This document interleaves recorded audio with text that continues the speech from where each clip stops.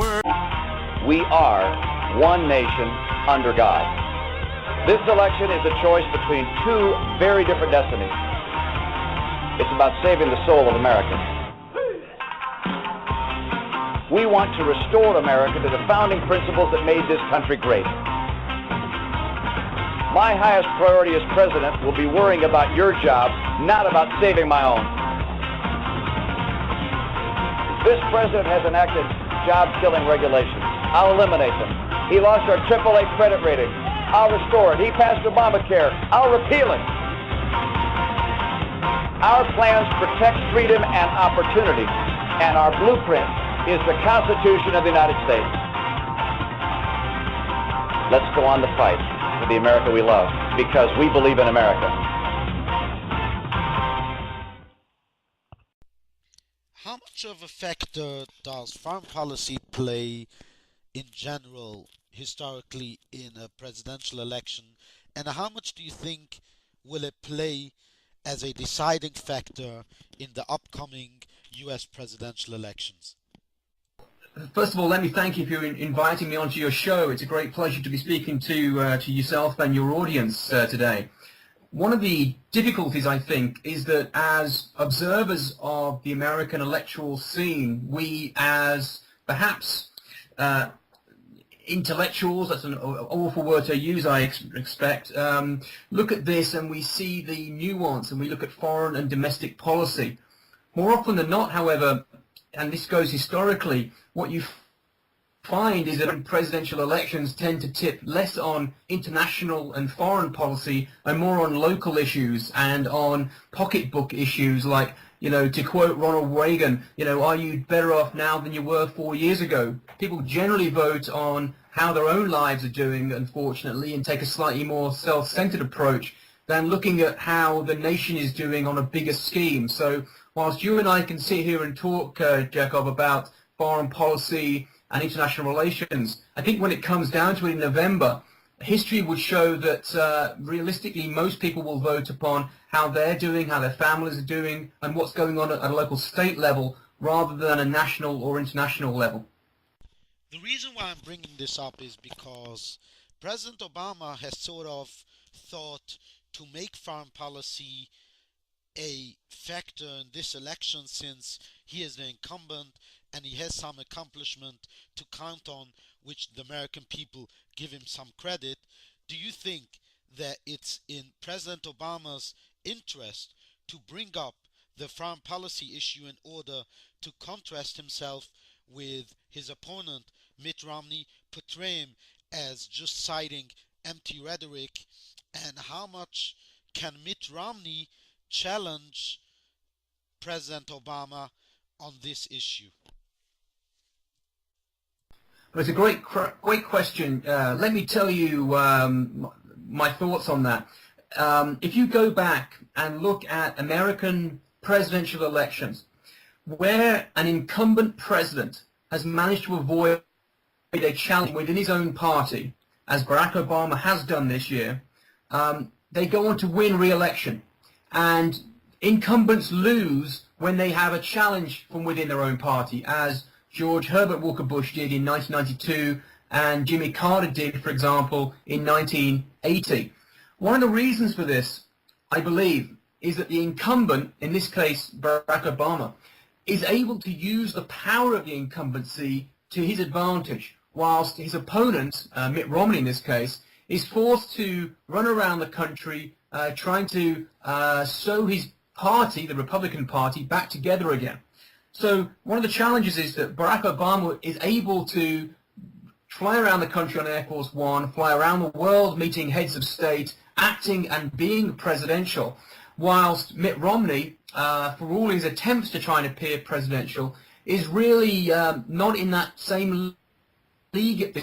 And it's very, very difficult for a challenger to rise to the level of appearing presidential with all the toys and the accessories, as it were, that the incumbent, in this case President Obama, has.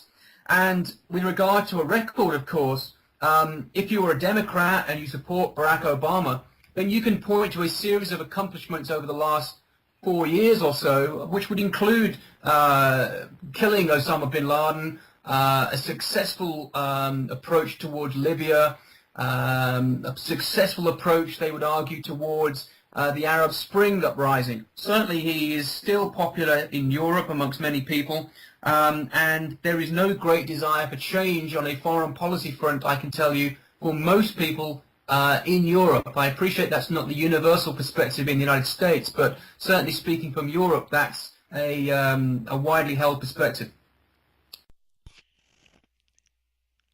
As a deadline to June, in which America and the Western countries have imposed sanctions if the talks with Iran are proven to be unsuccessful, and as events can occur, how much do you think could happen from now until then?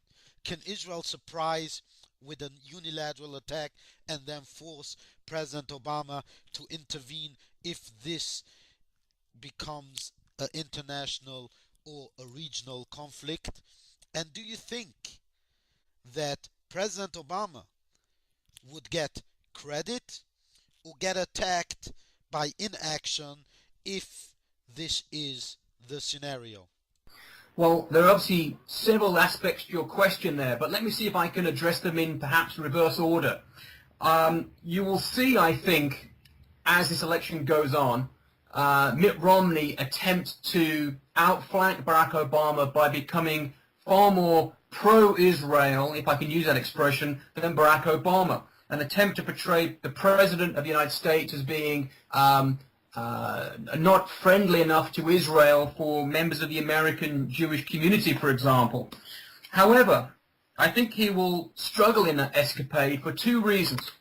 First of all, and importantly, I think that if you look back at President Obama's speech to AIPAC earlier in this spring, friends of mine from the British conservative movement and Friends of Israel were in the audience and believed that President Obama had done enough in that speech and in his dealings with Benjamin Netanyahu on that visit to secure a number of key elements within the American Jewish society to secure re-election. In other words, to inoculate himself from the charge from the Republican Party for not being pro-Israel enough.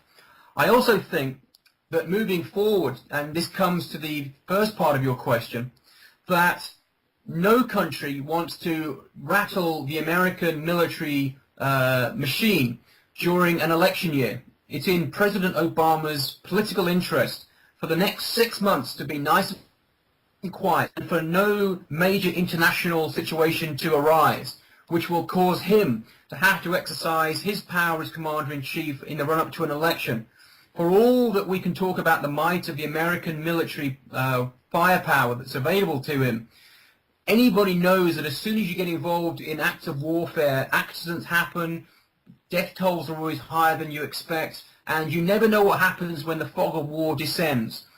It is in Barack Obama's interests, and I suggest by extension the state of Israel's interest, for this to be a calm period leading into the election, to get the election cycle out of the way, and then to address the challenges which are faced from the state of Iran in a second Obama term, potentially, in a unified US-Israeli action in regards to the Iranian nuclear facilities. How do you explain a recent poll done by Pew Research that shows that despite Mitt Romney is lacking support of the American people against President Obama when it comes to foreign policy issue, when it comes to the issue of dealing with the Iranian threat, Mitt Romney gets a 14-point lead among those, and that is 47% of the electorate that see the Iranian issue as a deciding factor in this upcoming election, while 54 express their support for Mitt Romney, only 40% express their support for the incumbent President Barack Obama. How do you explain that poll?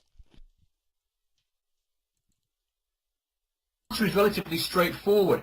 If you are the challenger, if you're Mitt Romney, it is very easy to go on a campaign trail and make sweeping statements with no responsibility or power or authority to back them up. Mitt Romney at the moment can say whatever he likes. He can talk about anything in terms of what he would do if and when he becomes president. He can say that because he has no authority at this point to act. And you see this historically throughout American presidential elections. Challengers coming along talking about sweeping change and dramatic action once they're elected. And as soon as they're elected, they suddenly realize the massive responsibilities that they carry and the fact that if it was as easy to deal with as they suggest on the campaign trail, the incumbent would have done it to secure re-election and to secure easy polls.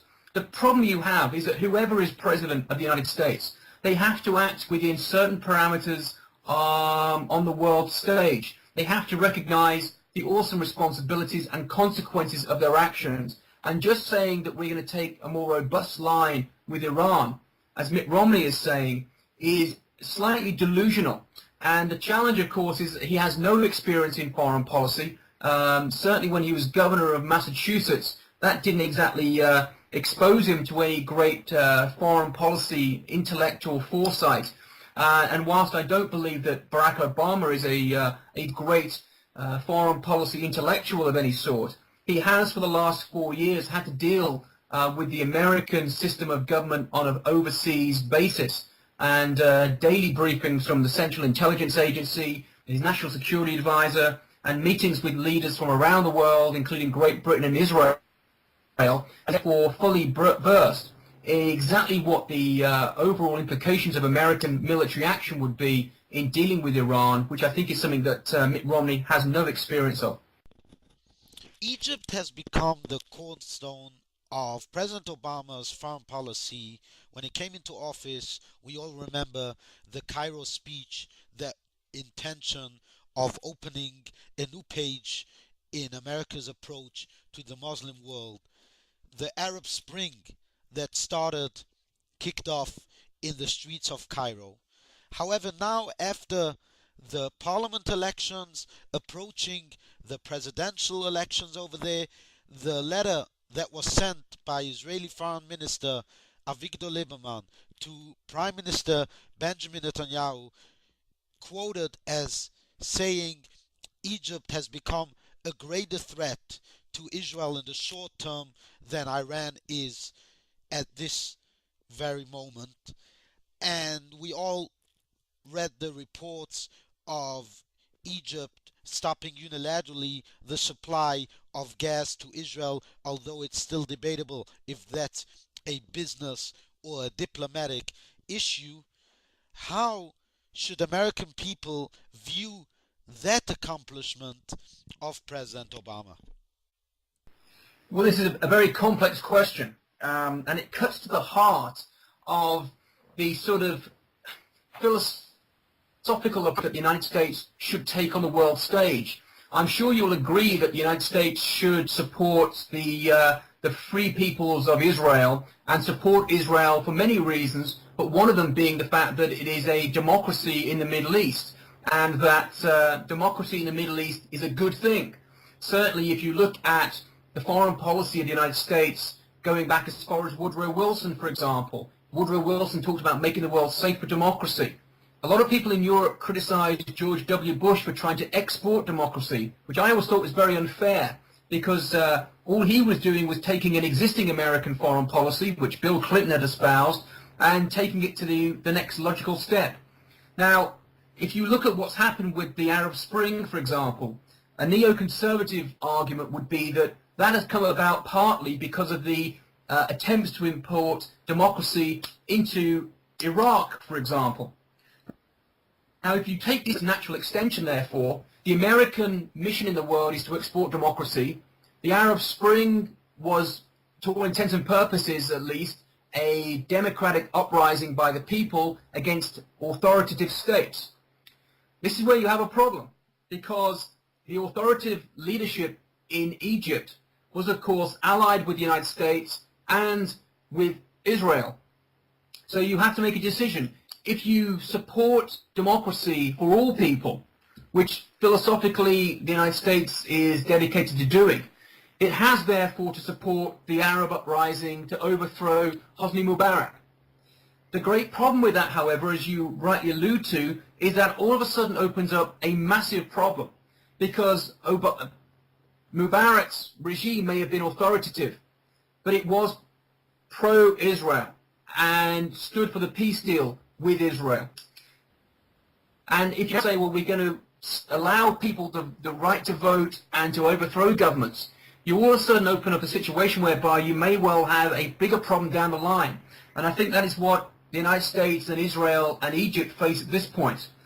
I would suggest to you, however, that what you have fundamentally seen in Egypt is not necessarily a full democratic uprising, but a coup by the Egyptian army, who remain in power and who I think will be resistant to any attempt to put an Islamist regime in power, which I know a lot of people in Israel and the United States fear. But I honestly think that if such a situation were to come to pass, that you would see an attempt by the Egyptian military rulers to retain power and to refuse to acknowledge the results of such a result in the polls, which I think would help to sustain relations between the United States and Israel and Egypt moving forward.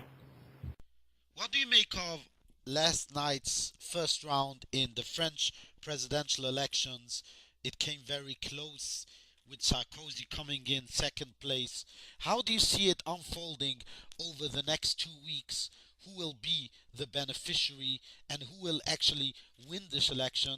And what impact might this have on the relationship with the United States and the EU?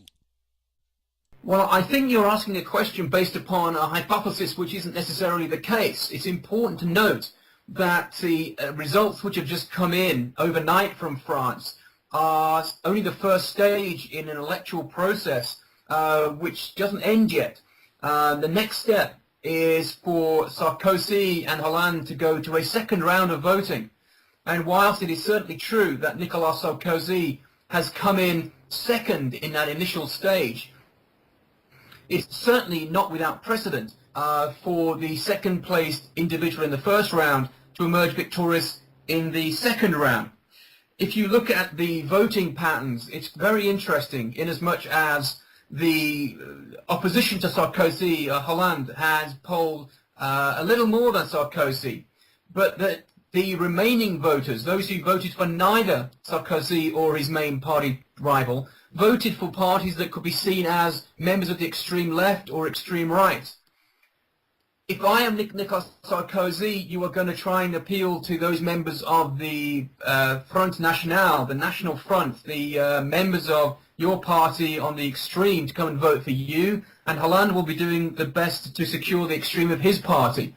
I believe it is not impossible at this point that Nicolas Sarkozy could still emerge as the leader of France moving into the next 5 years, as those two extremes weigh up the decision about which way to vote. Of course, it's possible that neither side will vote, and they'll both feel that they want to stay at home and not come out to vote for either of those two perhaps uninspiring candidates.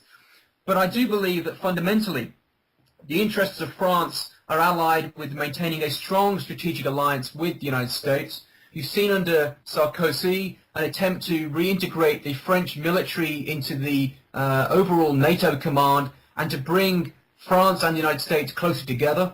In this day and age of trying economic times and reduced expenditure on military affairs, it seems to me that it is not in France's interest in any way to damage ties with the United States and only to try and maintain those close ties, which of course have gone back through bumpy roads all the way to the days of the Revolutionary War.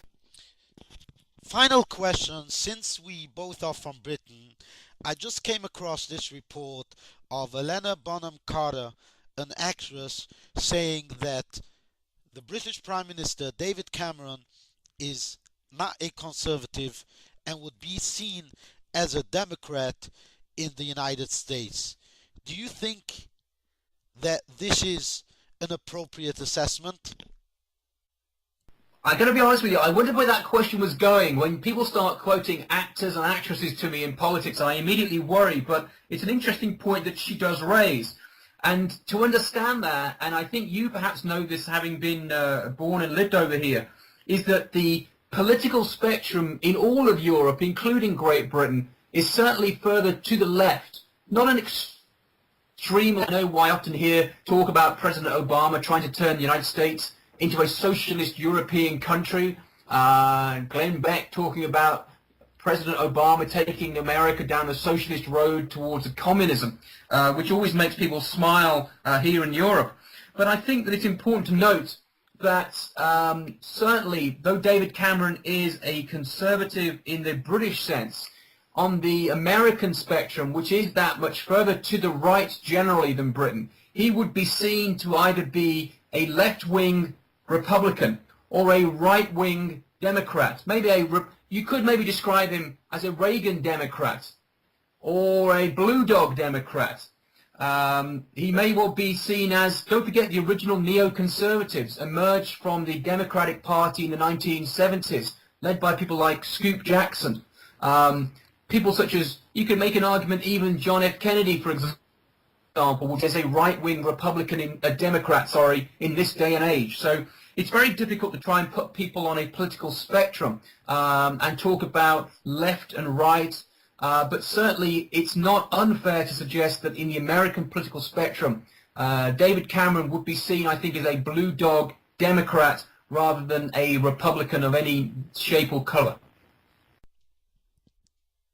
Well, I want to thank you, sir, for taking your precious time from England, coming onto the show and discussing a very important foreign policy perspective from your side. And I hope to have you on in the near future as we are approaching the general elections in the fall. Well, it's my great pleasure. It's always a pleasure to meet new people to work with, and I hope that you found my comments interesting, and I'd be delighted to work with you again, especially in the lead up to the American presidential election in the November.